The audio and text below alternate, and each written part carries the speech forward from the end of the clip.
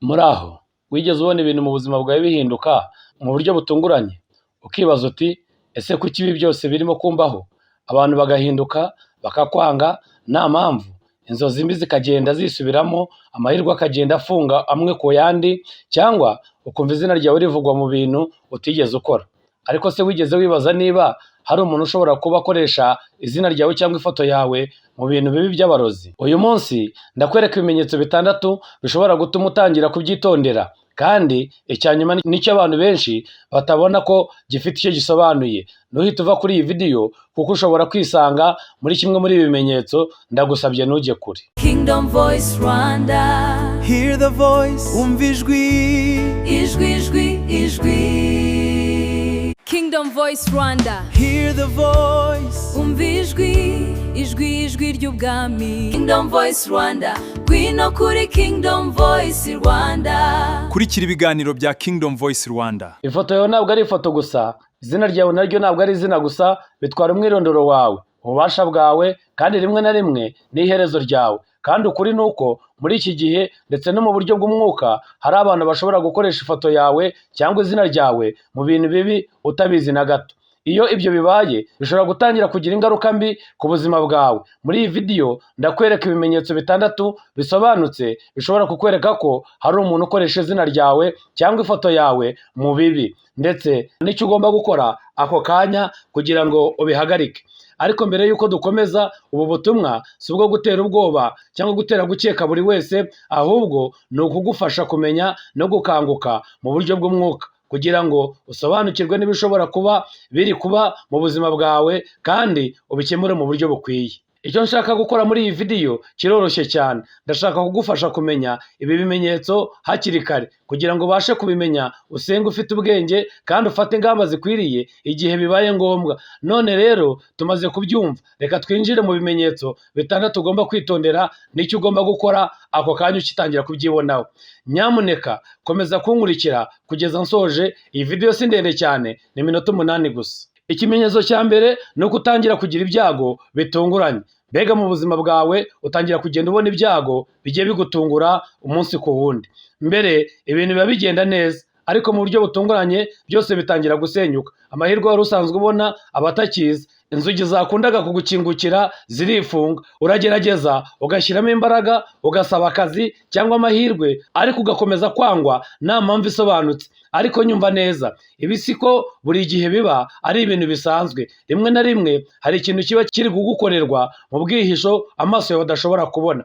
Bibiliya iravuga mu Efeso igice cya 6 umurongo wa 12 iti, kuko tudakirana n'abafite umubiri n'amaraso, ahubwo dukirana n'abatware, n'abafite ubushobozi, n'abategetsi b'iyi si y'umwijima, ndetse n'imyuka mibi y'ahantu ho mu ijuru. Ibyo bisobanura ko atari imbaraga zose duhura nazo ziba ari izo ku mubiri, hari iziba ari iz'umwuka. Reba mu buzima bwa Yobu mu kanya gato, ibintu byose yari afite byatangiye gusenyuka: ubucuruzi bwe, umuryango we, ndetse n'ubuzima bwe. Umwanzi yari yasabye uruhushya rwo gukora ku bintu byose byari ibye. Niyo mpamvu rimwe na rimwe ibintu bibi bitunguranye kandi bitagira ibisobanuro bitaba ari impanuka gusa. Ni ngombwa rero kuba maso mu buryo bw'umwuka kandi ntiwirengagize impinduka zigaragara zidafite impamvu yumvikana.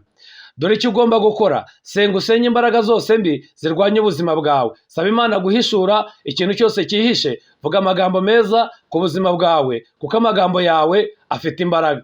Kandi icy'ingenzi, komeza gusenga ubudasiba kugeza igihe ibintu bihindukiye bigasubira mu buryo bwawe.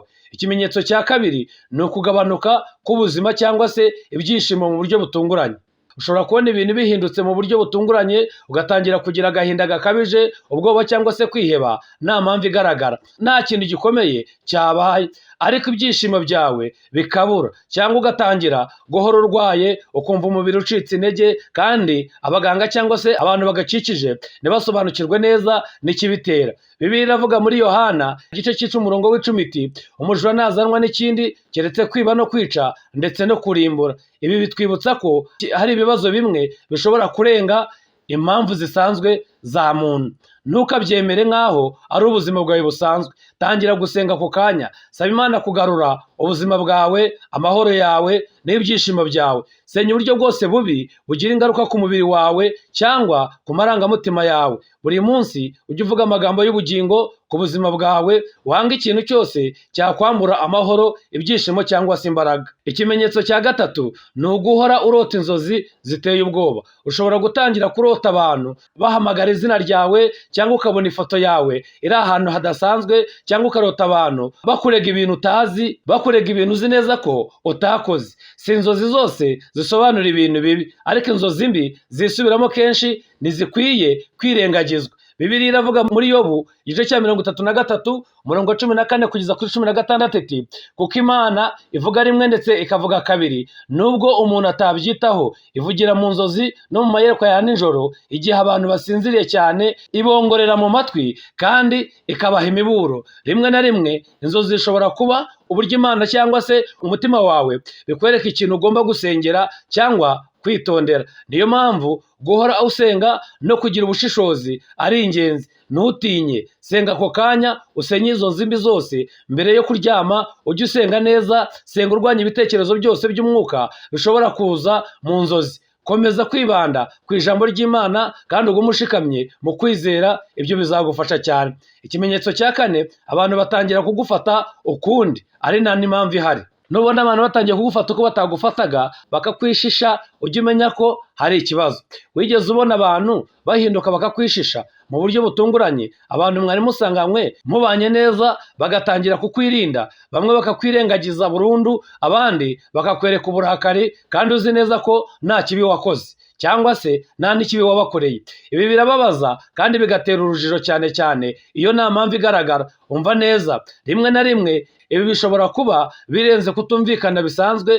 Bibiliya iravuga muri Zaburi ya 41 umurongo wa 7 iti abanyanga bose barongorerana kandi banekereza nabi. Ibi bitwereka ko abantu bashobora kugufata nabi bashingiye ku bintu bitari ukuri. Iyo umubano n'abantu ihindutse mu buryo butunguranye kandi nta mpamvu isobanutse, ntukabifate nk'ibisanzwe. Ntugire ubwoba kandi ntukihutire kubyitwaramo uko ubyumvise. Senga usaba amahoro n'ubwenge kugira ngo umenye ukuri. Sengera umubano wawe n'abandi kandi usaba Imana wishura ikintu kitumvikana rwose cyangwa ibitekerezo bitari ukuri abantu bakugizeho. Komeza kugira imyitwarire myiza no kuba inyangamugayo. Uko igihe kizagenda, ukuri kuzakuraho ibitekerezo byose bitari byo ku bantu bakuzengurutse. Ikimenyetso cya gatanu kikwereka yuko izina ryawe cyangwa ifoto yawe hari ahantu mu mwijima barimo kuyikoresha, ni ukuburirwa n'umutima cyangwa mu buryo bw'umwuka. Hari igihe imbere muri wowe ushobora kutumva amahoro, mbega ukabura amahoro, nubwo inyuma ibintu byose bisa nk'aho ari ibisanzwe. Imbere mu mutima ukumva udatuje, nkaho hari ikitagenda neza, nubwo utabasha kugisobanura cyangwa kugisobanukirwa.